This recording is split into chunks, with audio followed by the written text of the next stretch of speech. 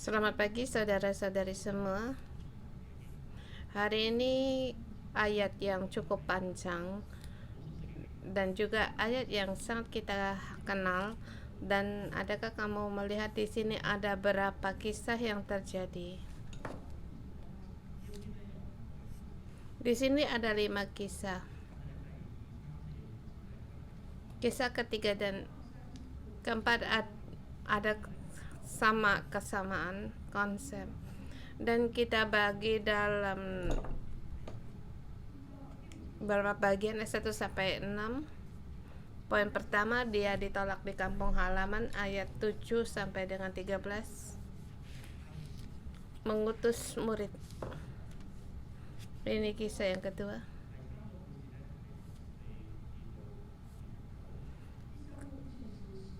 14 sampai 29, kisah yang ketiga.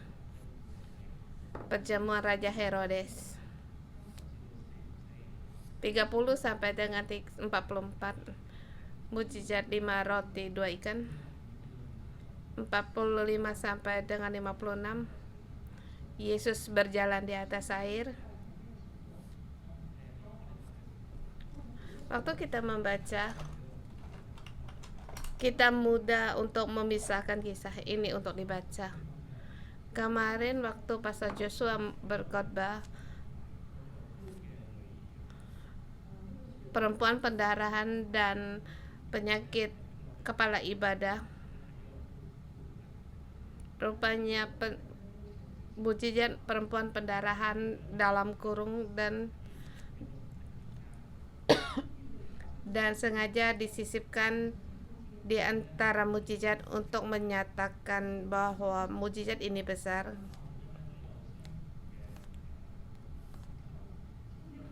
Dan hari ini kitab Markus juga mempunyai struktur yang sama.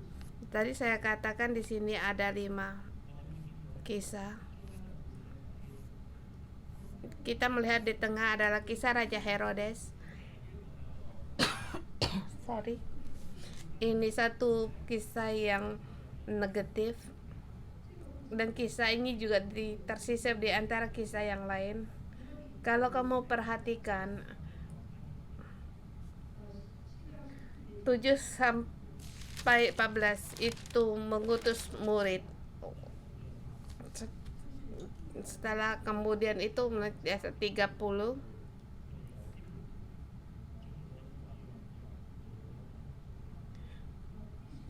di ayat 13 dikatakan murid-murid mengusir banyak roh jahat, mengurap orang sakit dengan minyak, mereka sembuh.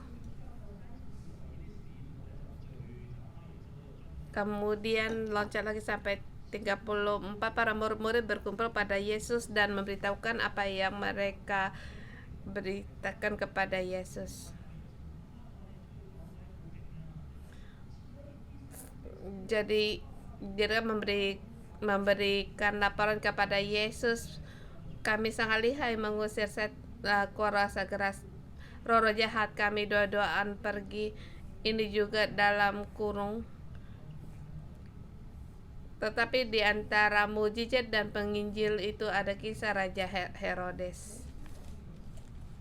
Perjamuan Raja Herodes.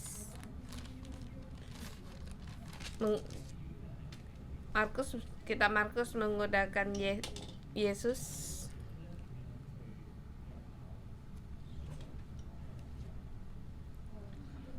bagaimana Yesus memberi makan 5.000 orang, bahkan jumlahnya sampai 10 orang. Bahkan sisa ada 12 bakul. Ini mengingatkan kisah 2 raja, 2 kerajaan, kisah 2 kerajaan, dan juga 2 kuasa.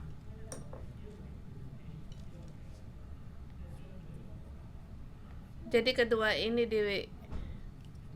ditaruh menjadi bersama, dan pengarang sengaja untuk kita melihat pada saat Injil diluaskan, dunia masih dalam kebejatan.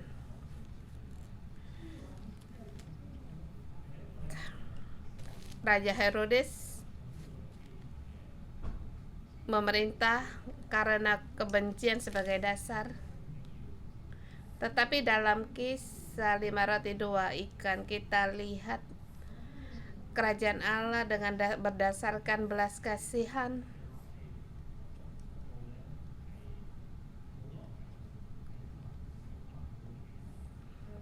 dan melayani orang-orang yang dalam penderitaan. Tapi Raja Herodes merayakan hari ulang tahunnya sendiri.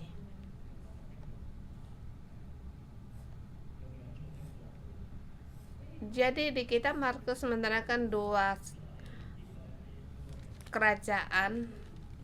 Dengan tema di hari ini saya berikan perjamuan Yesus dengan perjamuan Herodes. Pertama kita terlebih dahulu lihat ayat pertama sampai dengan 6. Dia pertama dikatakan kemudian Yesus berangkat dari situ dan tempat aslinya, sedangkan murid-muridnya mengikuti dia. Sebelumnya setelah Yesus selesai menyembuhkan, dia pergi ke Gerasa, kampung halamannya. Di sini dikatakan terhadap dia orang merasa heran. Pada hari Sabat ia mulai mengajar di rumah ibadah dan jemaat yang besar takjub ketika mendengar dia dan mereka. Tetapi perasaan mereka dari ketakjuban menjadi heran, kecewa dan menolak dia. Di ayat ketiga dikatakan lalu mereka kecewa dan menolak dia.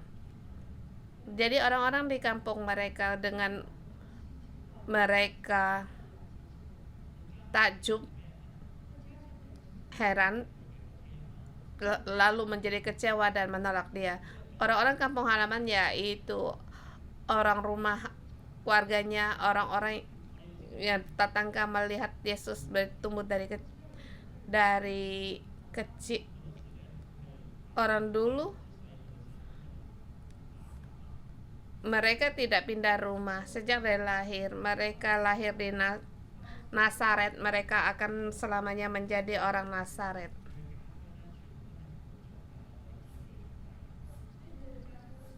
Jadi kampung halamannya adalah orang-orang yang bertumbuh besar bersama Yesus. Dan mengapa alasannya mereka menolak Yesus? Sebab di ayat yang ketiga dikatakan, bukankah dia anak tukang kayu? Dia tukang kayu. Jadi kita bisa melihat ayahnya seorang tukang kayu, dia menjadi juga menjadi tukang kayu. Bukankah dia anak Maria, saudara Yakobus, Yoses, Yudas dan Simon? Dengan arti bukankah dia kakak dari Peter, Mary? Satu saudara yang sangat biasa-biasa saja dan tidak ada bedanya. Sebab nama Yudas dan Simon itu nama yang biasa-biasa saja. Tapi mengapa dia seperti penampilan seperti nabi untuk angkat bicara? Waktu dia kecil saya pernah melihat dia BAB.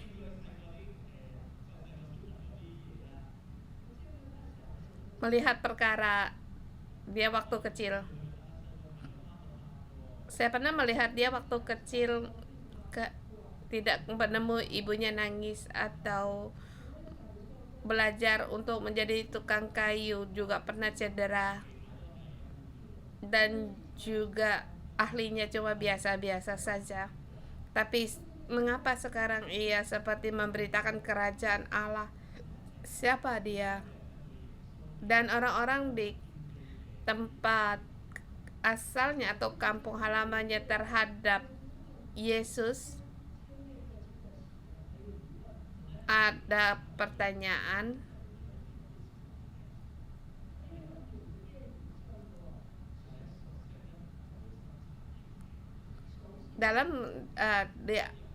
Orang akan mudah timbul waktu kamu kenal orang itu, maka kamu akan meremehkan dia. Seperti kalau kamu apa yang dilakukan mereka sudah tahu. Jadi sikap yang kurang baik adalah orang rumah sendiri atau kerabat sendiri. Jadi di dalam orang rumah atau kerabat sendiri untuk mengenal Tuhan itu paling sulit. Sebab mereka memiliki satu pemahaman terhadap seseorang itu yang sangat kuat. Dan kitab Markus kita lihat saudara-saudara Yesus juga tidak percaya dia Tuhan yang hidup dan orang rumahnya tidak mendukung dia. Tetapi kita melihat waktu Yesus disalibkan, waktu dia bangkit kembali, orang-orang yang mengikut dia, bahkan saudaranya Yakobus juga menjadi rasul. Dia melihat Injil dan kerajaan surgawi itu nyata. Ini perkara setelah bangkit kembali dari kematian.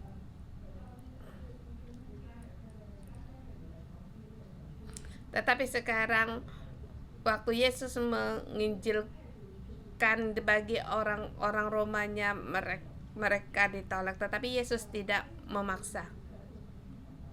Dan di sini Yesus tidak melakukan mukjizat.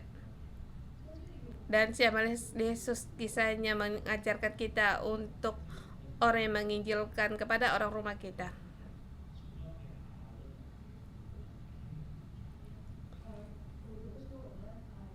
Atau kadang rekan kerja bercanda yang paling sulit yaitu menginjil kepada saudara-saudari ayah ibu. Melayan mereka sangat sulit, seperti membawa satu beban yang berat. Tapi kita melihat Yesus dengan hidupnya memberitahukan bahwa dia adalah Mesias yang sejati.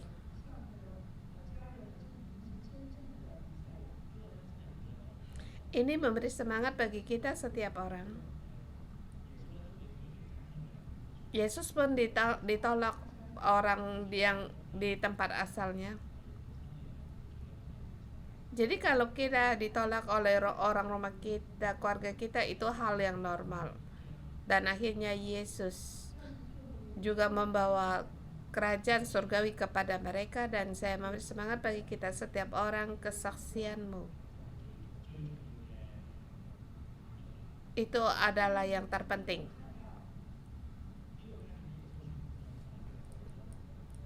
Di saat ini Yesus tidak menginjilkan,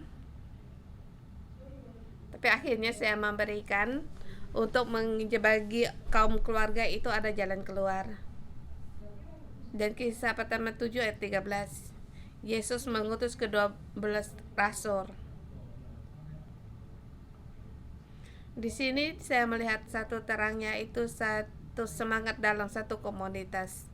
Yesus mengutus mereka berdua-dua untuk pergi, bukan seorang diri, untuk bekerja dimanapun mereka berada, berusaha untuk jangan membawa banyak barang-barang, yaitu untuk berharap pada persediaan orang setempat. Kalau orang setempat menerima dia, menjamu mereka, mereka pun menerima. Kalau mereka tidak menerima mereka, di ayat 11 dikatakan, kalau di suatu tempat yang tidak mau menerima kamu, maka tidak mau mendengar kamu, keluarnya di situ, kebaskanlah debu dari kakimu sebagai peringatan bagi mereka, merujuk bahwa aku dan kamu tidak ada bagian. Di sini juga mengajar kita mengutus berdua-dua, bukan sering selalu bersatu. Kita datang ke gereja bukan hanya berkumpul di gereja atau hanya dalam sel grup, tetapi pada pemimpin kita mengutus kita ke tempat kerjamu atau di keluargamu, kamu pun itu diutus. Tetapi banyak orang merasa kalau menginjilkan di tempat kerja itu sangat yang sulit. Banyak para siswa mengatakan, aku saja tidak bisa menyelesaikan perkaraku, bagaimana aku membantu orang lain, baik di tempat di pemasaran atau di rumah sekolah. Kalau prestasimu kurang baik, bagaimana kamu membantu orang lain? Tapi di sini kita melihat berdua-duaan. Artinya di pemasaran atau di rumah sekolah kamu harus mencari orang yang sehati denganmu. Dua keinginan yang sama dan dua-duaan melakukannya, maka kekuatannya akan besar. Saya tidak tahu, adakah kamu berpikir di tempat kerjamu atau di perusahaanmu, di rumah sekolahmu untuk mencari orang Kristen? Dia tidak harus ke gereja kita. Kalau dari satu gereja itu sangat baik, yaitu kamu harus mencari pendamping untuk melakukan pengutusan.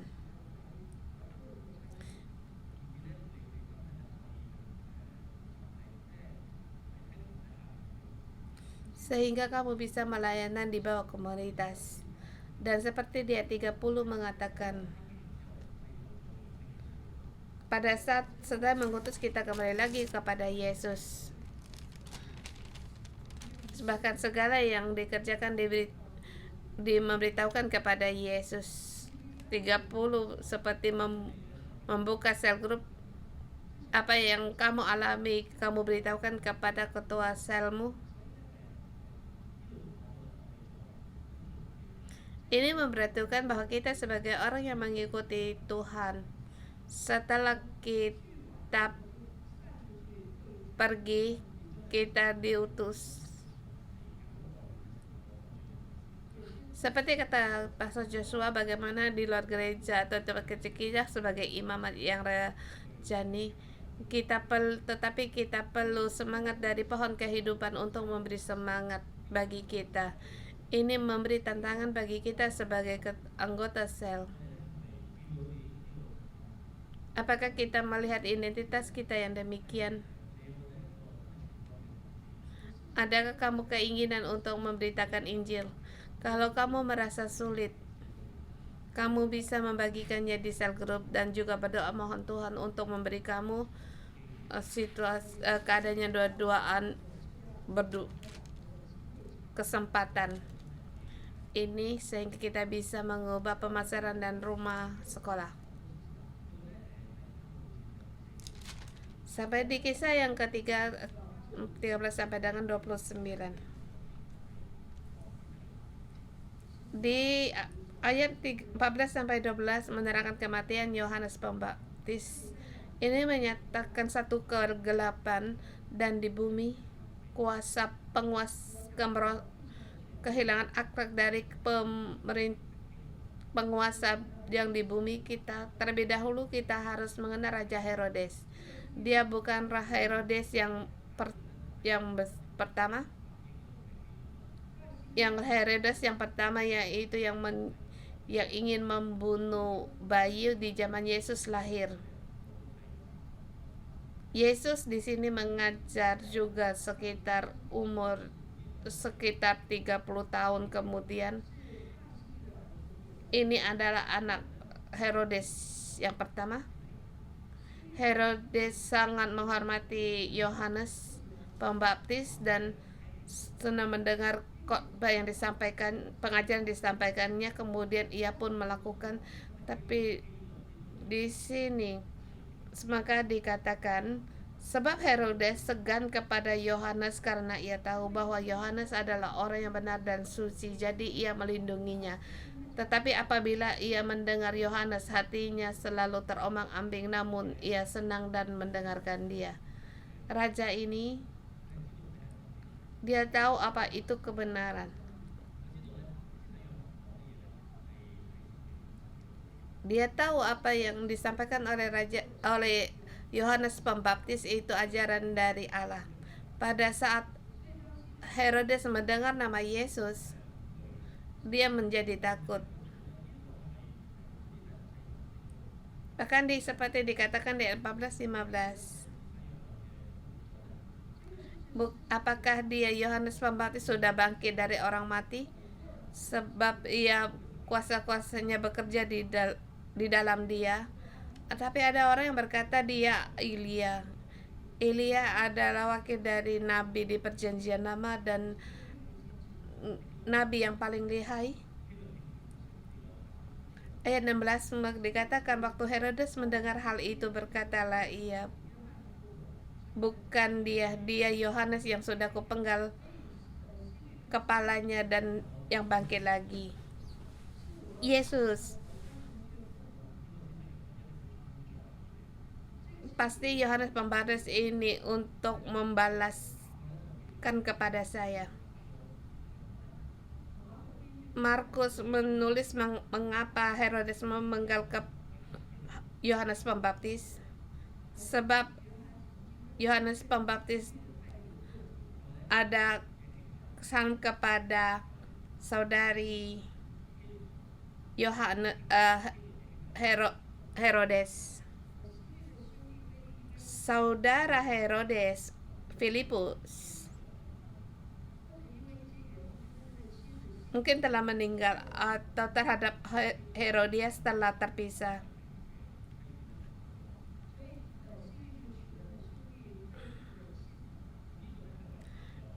Istrinya Filipus karena Herodes mengambil istri saudaranya sebagai istri. Jadi ayat 18 Yesus berkata, Yohanes berkata kepadanya, tidak halal bagimu untuk mengambil istrinya.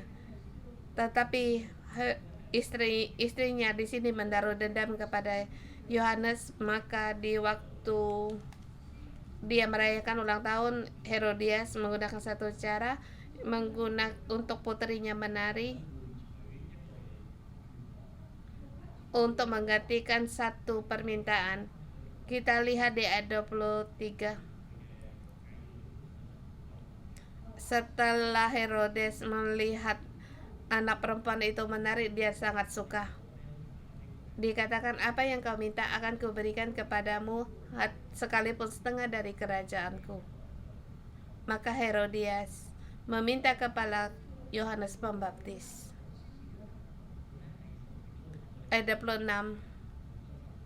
Sesungguhnya sedihlah hati Raja Herodes, tetapi karena ada tamu-tamu semua melihat dia, maka dia tidak dapat menolak dan menyuruh orang memenggal Yohanes di penjara, bahkan ditaruh di atas tilam seperti makanan dalam talam. Ini satu perjamuan sangat menyeramkan. Siapa yang suka di dalam perjamuan pernikahan melihat kepala orang seperti di dalam film? Setiap orang di sini orang mati untuk merayakan perayaan hari raya Herodes. Kita melihat dalam pemerintahan dari Herodes, dia melepaskan atau meninggalkan kerajaan surga. Apa yang diajar dia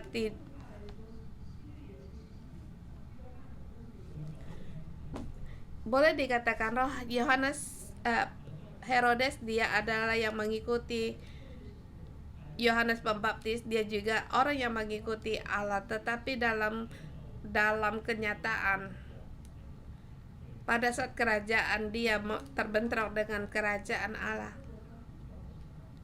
maka dia harus melepaskan kerajaan Allah, menolak bahkan merusak kerajaan Allah. Ini perjamuan di bumi dengan kebencian, dengan rancangan-rancangan, dan juga melayani kekuasaan di bumi.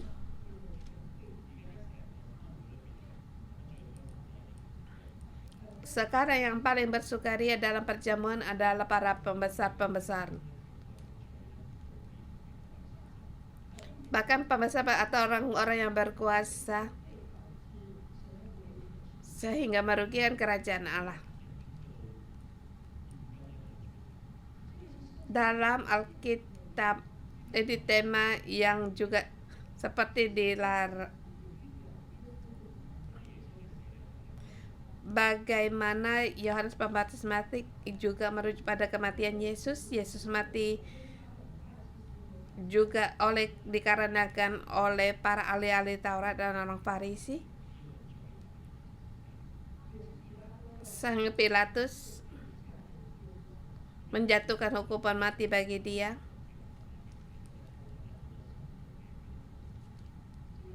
Dan juga ini terus ada pada Paulus, Yohanes atau para murid-murid yang rasul yang mati martir.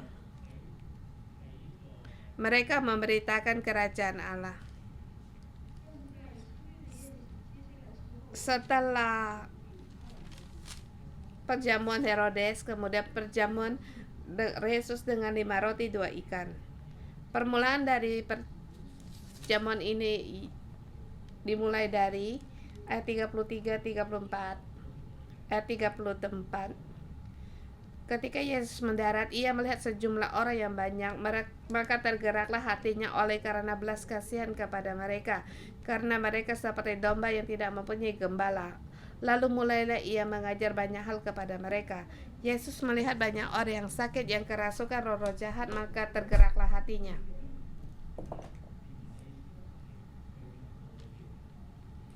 Yaitu merasakan akan penderitaan orang lain. That compassion, tergerak oleh belas kasihan, yaitu belas kasihan oleh tergerak hatimu kamu merasakan menderita. Yesus masuk masuk dalam penderitaan orang lain. Jadi merasa kebersamaan merasakan penderitaan orang lain. Yesus dapat merasakan belas kasihan, artinya Yesus dapat merasakan penderitaan orang lain, lalu ia melayani. Hari sudah mulai gelap, orang banyak mereka tidak memiliki makanan. 37, satu percakapan Yesus. Yesus berkata pada muridnya untuk membeli makanan kepada mereka, tetapi murid-muridnya ada yang seperti dengan tidak kesukaan sepertinya menjawab mereka, jadi haruskah kami membeli roti seharga 200 dinar untuk membeli makanan mereka, yaitu dengan setengah tahun gaji mereka? Apakah kami harus membeli 200 dinar untuk memberi makan ke mereka? Jadi merasa permintaan Yesus tidak masuk akal, sebab sesungguhnya banyak orang harus yang mereka layani. Tetapi Yesus menjawab mereka, bertanya kepada mereka berapa, untuk mencoba periksa berapa roti yang mereka miliki. Sesudah itu meriksa mereka, memeriksa mereka 5 roti dan 2 ikan. Lalu Yesus menyuruh mereka untuk duduk berkelompok-kelompok di atas rumput hijau, masing-masing mempunyai bagian. Maka di ayat 41 dikatakan, ia mengambil 5 roti dan 2 ikan, lalu menghadap ke langit dan mengucap berkat, memecahkan roti itu dan memecahkan kepada murid-murid supaya dibagi kepada orang-orang itu. Begitu juga kedua ikan itu dibagi kepada mereka, dan mereka semua makan sampai kenyang, bahkan mempunyai sisa 12 bakul. Ini kelimpahan dari kerajaan surga. Kalau perjamuan di dunia menggunakan menari atau banyak makanan untuk dipenuhi arena yang melayani hanya orang-orang istana, tetapi perjamuan Yesus di kerajaan surga tidak mempedulikan seberapa banyak yang kamu punya, tetapi seberapa yang kamu punya engkau memberikan itu. Seberapa banyak kau berikan itu sudah cukup. 5 roti 2 ekor itu merupakan ya itu kepuasan dan kelimpahan. Para murid-muridnya menghitung bahwa memberikan mereka makanan harus menggunakan setengah tahun gaji, tetapi Yesus menyarankan kepada mereka, seberapa yang bisa kamu berikan itu akan mendapatkan kepuasan. Dan juga kita katakan kita tidak punya modal, kita berkata atau tidak berbakat, aku tidak bisa apapun aku tidak bisa pemujian, saya tidak mengenal firman Tuhan, tetapi 5 roti 2 ikan memberi semangat bagi kita. Seberapa yang bisa dapat kamu kerjakan di dalam kerajaan itu berkelimpahan, bahkan dipuaskan. Bahkan kamu bisa melayani banyak orang. Tadi saya katakan kita diutus untuk doa-doaan untuk pergi. Mungkin satu doa yang sederhana atau satu salam, memberikan salam yang sederhana, tetapi kamu lakukan dalam nama Tuhan Yesus, maka kerajaan surga pasti akan berlipat ganda, akan diperluaskan. Yang terpentingnya itu belas kasihan. Adakah kamu melihat di orang sekitarmu, para rekanmu, teman sekelasmu di pemasaran, adakah kamu melihat dia seperti domba yang tidak ada gembalanya? Pada saat kamu di gereja, kamu dibelas kasihani, disembuhkan, maka kamu bisa membagikan 5 roti 2 ikan. Seperti 2 ikan ini, kita melihat mujizat Yesus dan penginjilan dari para murid-muridnya tidak terpengaruh oleh kegelapan masa itu dan juga politik. Tapi waktu memberitakan Yesus, Herodes mewakili kegelapan dunia semakin jahat. Manusia hanya menghitung keuntungan bagi diri sendiri, dan sewaktu-waktu untuk meninggalkan kebenaran Tuhan. Di sini situasi kita masa sekarang, dunia semakin gelap. Perjamuan Herodes, di sini juga ada perjamuan surgawi, menyajarkan situasi yang di masa itu. Herodes awalnya dia mendengar pengajaran dari Yohanes Pembaptis, tetapi demi keuntungan sendiri dia melepaskan semuanya itu, dan murid-murid mereka melepaskan pekerjaannya sebagai nelayan dan langsung mengikuti Yesus. Bahkan belajar meneladani Yesus untuk berbelas kasihan melayani dunia. Sekarang juga perjamuan Herodes dan perjamuan Yesus juga bersamaan dinyatakan di hadapan kita. Setiap orang mengambil keputusan, kita harus mengambil dari perjamuan yang mana, membayar perjamuan yang mana. Dunia banyak uang, kekayaan, apapun dapat mereka lakukan. Di kerajaan surga hanya memiliki 5 roti 2 ikan dan juga mengikuti Yesus dalam kelahiran yang sangat sederhana. Tidak seperti Herodes, dia berdarah biru, mempunyai orang bangsawan. Tapi kita melihat Yesus, kerajaan Allah penuh dengan kelimpahan. Bahkan di akhir zaman kerajaan Allah bisa menggantikan semua kerajaan di bumi. Dan kita mempunyai bagian. Kerajaan Allah hari ini juga, hari ini dan akan datang juga akan dinyatakan. Kita harus seperti Yesus dan murid-muridnya, yang kita ikut serta dan kita makan 5 roti 2 ikan. Kelimpahan kerajaan surga, bukan kuasaan dunia, kekayaan dunia menarik kita. Kiranya Tuhan memberkati firman-Nya. Kita bersama menyembah Tuhan Allah kita.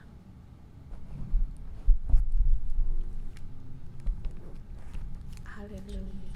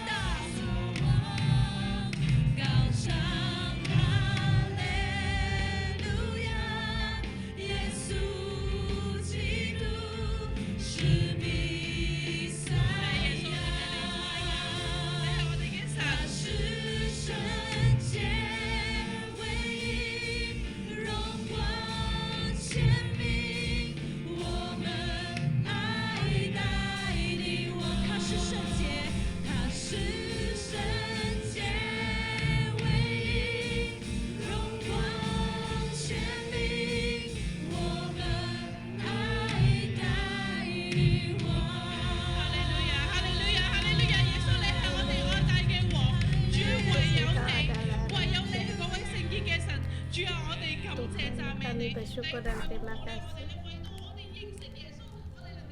Kita ada mengenal Yesus, kita ada Yesus di dalam hidup kita, bisa melihat Yesus, kita bersyukur dan berdoa, kita berterima kasih Yesus dalam kehidupan kita menjadi raja dan berkuasa yang berdaulat dalam kehidupan kita. Haleluya. Haleluya. Terima kasih Tuhan Yesus. Aku bersyukur, terima kasih kepadamu oleh karena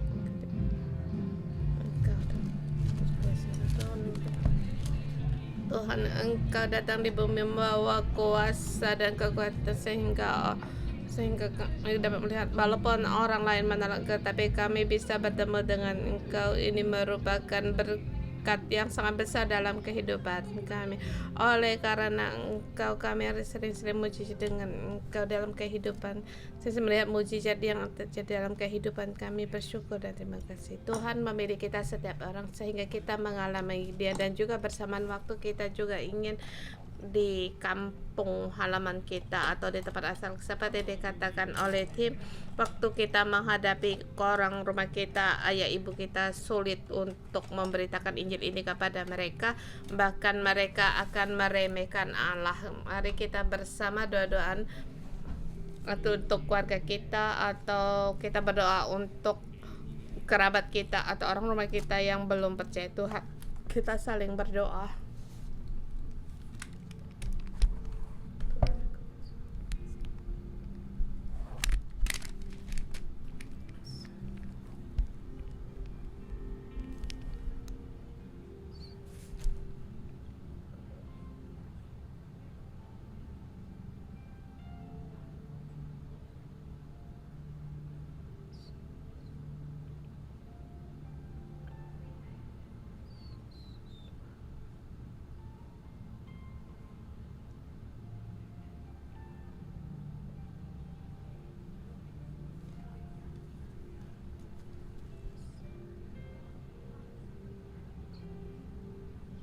Haleluya.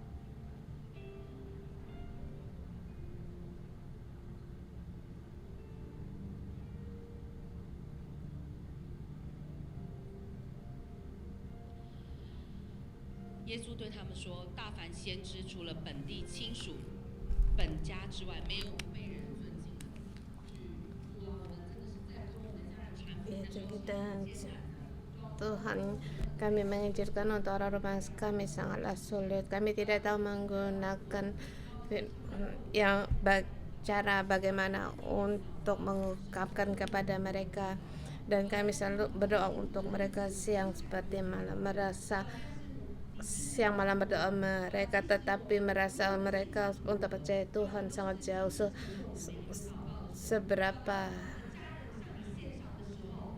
Tuhan, kami berdoa untuk mereka, kiranya Tuhan, kami serahkan setiap keluarga kami, kaum keluarga kami kepada Engkau. Tuhan, kami percaya satu orang percaya Tuhan, semua diselamatkan. Tuhan, dimanapun kami berada, kami seluruh gereja satu dan cabang-cabang gereja kami, setiap doa bagi kaum keluarga kami sesungguh kami serahkan kepada Engkau. Saudara semua, kita mengikuti Yesus, Yesus berkediringan pagi, tetapi kita juga masih dalam pergumulan.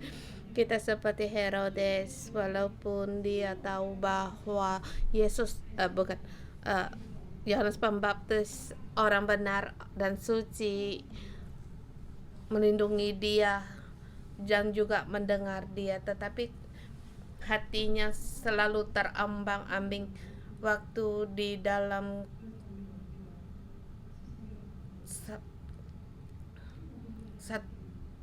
terombang-ambing di dalam satu titik pilihan dia di sini membunuh Yohanes Pembaptis. Mungkin kita menghadapi di tempat kerja kita atau di dunia kita pun juga akan menghadapi pergumulan seperti perjamuan Herodes. Kita juga menghadapi pergumulan, kita juga bisa terombang-ambing. Apakah ini adalah kita mohon Roh Kudus untuk menerang kita dalam situasi yang bagaimana, yang menyusahkan hati kita. Dalam situasi apa? Kita tidak berdaya. Dalam situasi yang bagaimana kita merasa kita tidak bisa, kita bisa menjalankan, apakah menghadapi pekerjaanmu, direkturmu, bahkan di rumah sekolah, rekan sekolahmu, semua orang tidak percaya bagaimana saya bisa memberikan kesaksian hidupku, bagaimana aku harus terus berpegang kepada firman-Nya Tuhan, kebenaran Tuhan.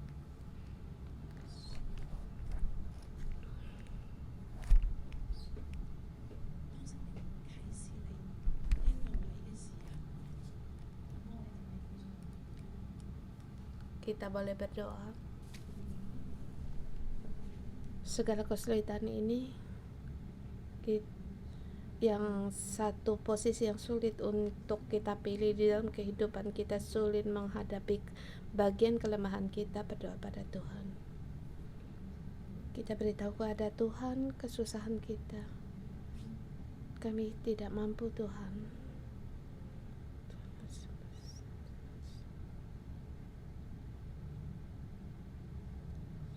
Pada saat saya berdoa, saya melihat ada seorang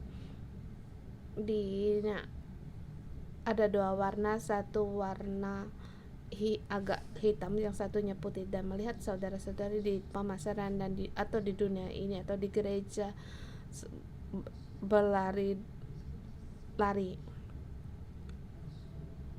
di dalamnya ada sebagian hitam, mungkin karena pekerjaan atau karena emosi, meninggalkan identitas statusnya dalam Tuhan, bahkan bagian dari Tuhan. Dan waktu saya melihat, waktu saya datang ke gereja, waktu datang ke gereja putihnya akan memancar, tetapi waktu kembali pemasaran, oleh karena dunia atau dudukan atau keuntungan atau karena ketenaran itu disirnakan. Mohon Tuhan untuk menolong kita, untuk memberi keputusan untuk tetap berjalan di dalamnya. Kita mohon kebenaran Tuhan ada di tengah-tengah kita dan menolong kita agar di dalam kita bisa mengalahkan segala kegelapan, dan kita mendekat pada Tuhan, mendekat pada mujizat 5 roti 2 ikan yang penuh dengan kelimpahan, tidak mengejar pada keuntungan dunia ini. Mohon Tuhan untuk menolong kita. Bapa Surgawi, kami serahkan saudara-saudari kami di hadapan Engkau. Tuhan, Engkau tolong kami. Tuhan, seperti dalam misi tadi, sesungguhnya di dalam tubuh kami mempunyai warna yang apa. Di berbagai kami berada di tempat yang berbeda pula warna kami. Tuhan, tolong kami. Kami mengaku kami punya kelemahan dan tidak percaya, dan kami ada keterbatasan menghadapi kesulitan dan pilihan. Kami mudah untuk meninggalkan, melepaskan Engkau. Tuhan, ampunilah kami. Kiranya pandangan kami terarah kembali kepada Engkau. Kami tidak mau berjalan dalam perjamuan Herodes. Saudara semua, kalau kamu tidak mau berjalan dalam perjamuan Herodes, kita ambil keputusan. Kita mau Tuhan, tolong kami pada saat kita berdiri, kita nyanyikan lagu ini, kita menanggapi pada Tuhan. Kami mau di dalam perjamuan Engkau. Tuhan, kami perlu Engkau.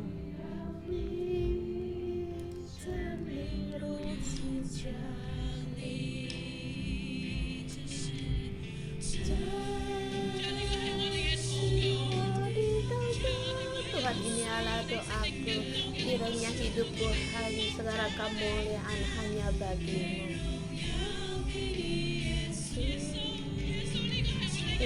Ini doaku Tuhan, setiap hari perbaharulah kasihku kepadamu, lebih dalam lagi mengasihi Engkau. Jangan sampai kehilangan kasih-Mu yang mula-mula.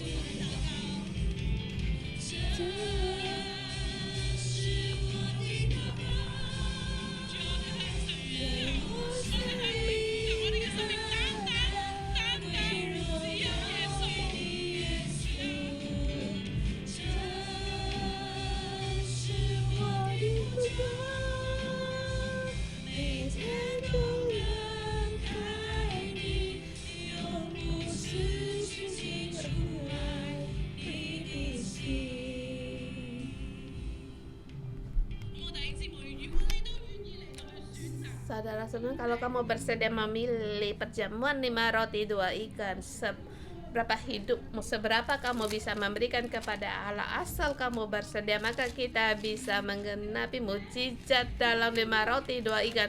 Kalau kamu bersedia, pada saat kita menyanyikan lagu pujian, saya mengundang saudara-saudarimu, kita berjalan keluar mewakili bahwa Tuhan, aku bersedia untuk memberikan segala yang aku punya. Aku bersedia untuk memberikannya kepada Allahku.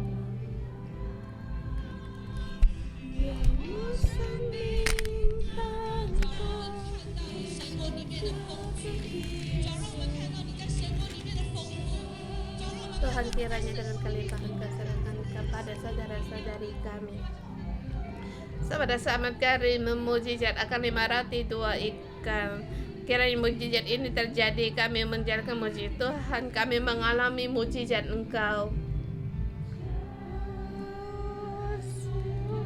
Tuhan, Engkau melihat kami, setiap orang, kami bersedia mempersembahkan diri, apa yang kami punya. Walaupun kami hanya punya 1 roti, Tuhan, kami berkata kepada Engkau, Tuhan, kami bersedia memberikan bagian kami. Kami bersedia mempersembahkan bagian yang dari kami.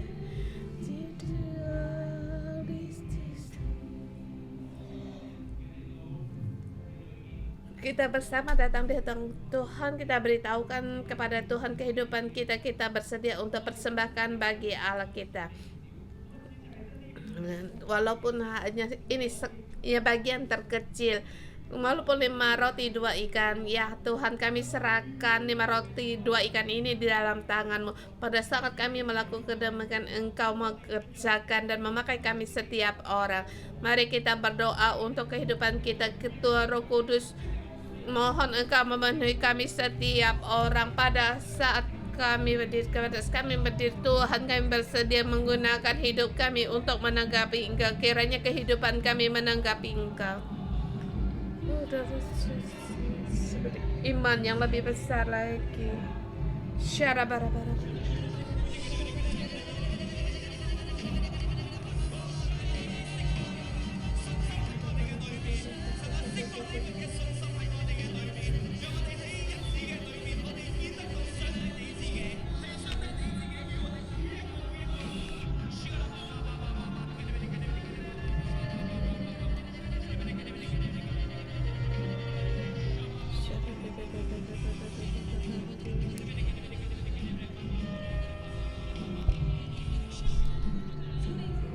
Tuhan, Engkau tolong kami.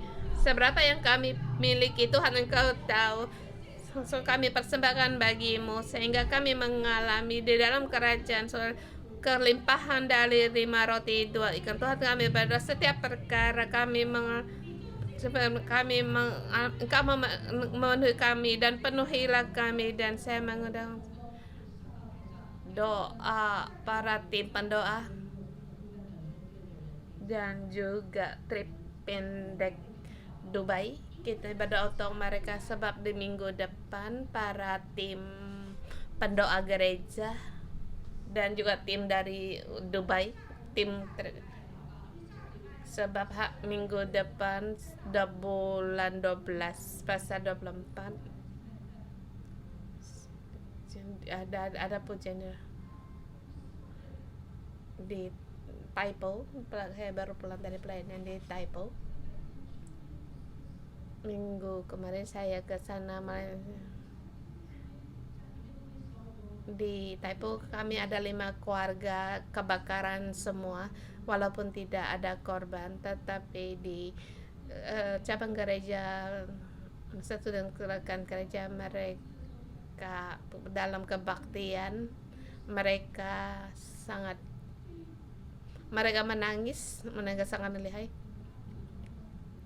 Di situasi cabang gereja Taipo 121 dan kiranya di bulan 12 tanggal 24 ada damai sejahtera Tuhan, dan juga berdoa agar penduduk di daerah Taipo mengenal Tuhan.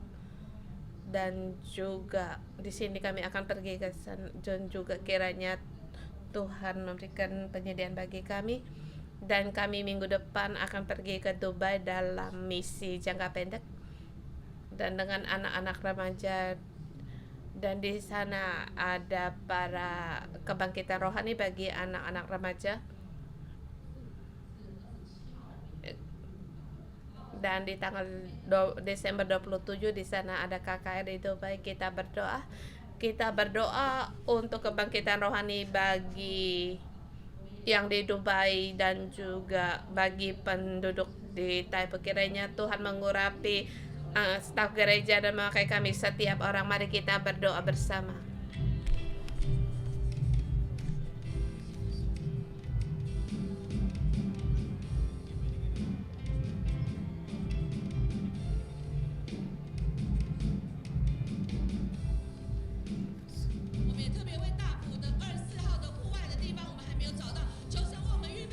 Tuhan Yesus, yang dia doa untuk Taipo, kiranya keselamatan Injil ini ada pada mereka.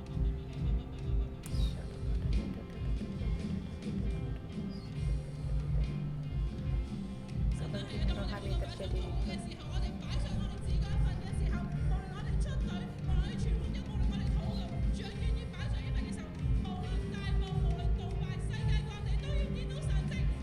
Papa, mereka kalau bersedia untuk pergi mujizat, kami ingin melihat mujizat-Mu terjadi. Tuhan memakai kami setiap orang dalam nama Tuhan Yesus. Tuhan, Engkau sendiri mengurapi setiap yang dipimpin, baik di Taipo ataupun yang di Dubai. Dan saudara-saudara kami akan pergi ke Taipo, memberikan damai sejahtera di Taipo. Kiranya Injil damai sejahtera juga dibawa ke Dubai kepada anak-anak muda. Tuhan, Engkau melindungi kami, melindungi kaum keluarga kami, gereja di dalam lingkupan darah Kristus di kerajaan Allah, dalam urapan kerajaan Allah. Dan juga kami menemukan tempat yang cocok di Taipo agar damai sejahtera yang berbeda dan damai yang dari Allah dibawa kepada seluruh penduduk Taipo. Tuhan kami berterima kasih mendengar doa kami dalam nama Yesus. Amin.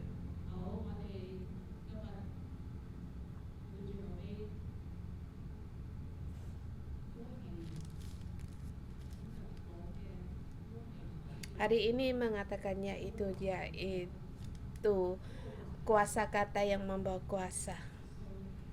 Kuasa yang membawa juga yang bisa membunuh.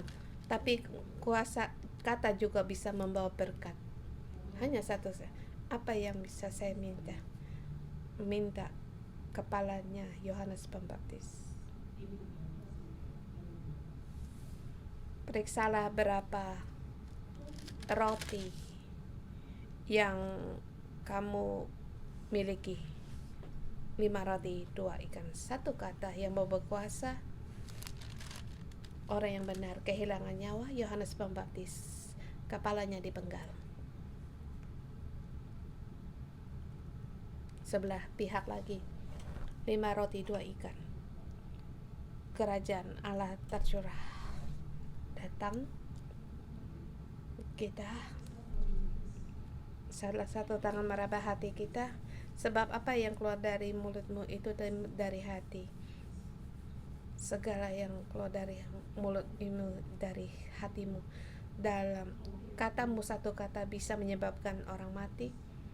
Dalam satu kata yang kau ucapkan juga bisa membawa hidup.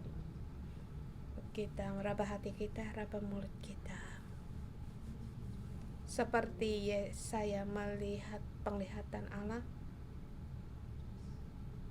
Aku mulut yang najis, diam di antara orang-orang najis. Tuhan, kiranya bara surga bara darimu menyucikan aku, sehingga aku bisa menjadi saluran berkat, saluran Injil, menyalurkan Injil, memberitakan Injil, sehingga membunyahkan aku yang lidah lemah lembut yang bisa memberitakan Injil, pohon kehidupan. Tuhan, jaga hatiku. Terlebih dahulu mencari kerajaan kebenaran Allah, terlebih dahulu kebenaran keadilan Allah, kasih karunia Allah dan belas kasihan Allah, pengampunan Allah, penerimaan Allah. Kelak Tuhan, Engkau sucikan hati kami, sucikan mulut kami, untuk mengekang lidah kami.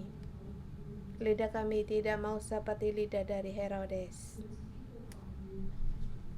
yang terperangkap oleh karena perkataan sendiri membunuh orang yang benar. Mulut kami juga tidak mau seperti mulutnya Herodes.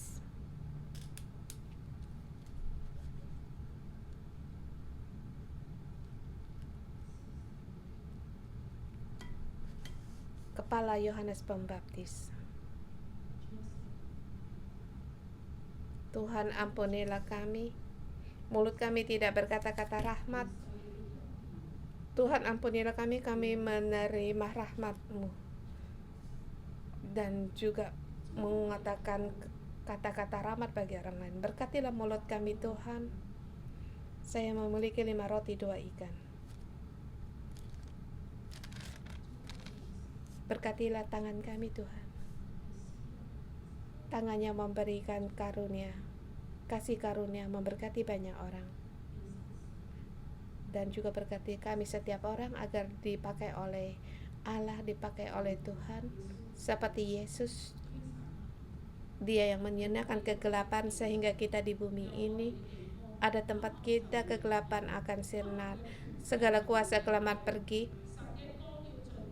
terang Allah masuk di dalam di mana kita berada, masuk di Taipo, masuk di dalam Dubai, masuk di Hong Kong, di segala pelosok, dan memberkati kita menjadi jalan saluran keluar akan kata rahmat Allah sebagai saluran Injil, memberitakan Injil. Kiranya berkat ada di seluruh bumi. Dalam nama Tuhan Yesus memberkati kita setiap orang. Amin.